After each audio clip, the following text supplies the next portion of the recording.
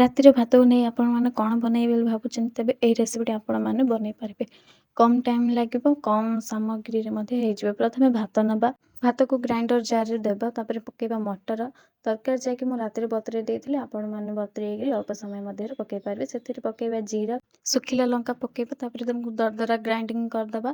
ତାପରେ ସେଥିରେ ଦେବା ଚାଉଳ ଚୂନା, କଞ୍ଚା ଲଙ୍କା, ପିଆଜ, ଧନିଆ ପତ୍ର ଦେବା। ତାପରେ ଅଳ୍ପ ଅଳ୍ପ ପାଣି ପକେଇ ତାକୁ ବହଳିଆ ବେଟରଟି ତିଆରି କରିବା।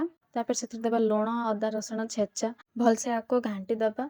ତାପରେ ଗୋଟେ କଡ଼େଇ ନେବା, ଆପଣମାନଙ୍କ ପାଖରେ ଯଦି ଲୁହାର କଡ଼େଇ ଅଛି ଆପଣମାନେ ସେଥିରେ କରିପାରିବେ। ମୋ ପାଖରେ ନାହିଁ, ସେଥିପାଇଁ ମୁଁ ରସର କଡ଼େଇ ନେଇଯାଇଛି।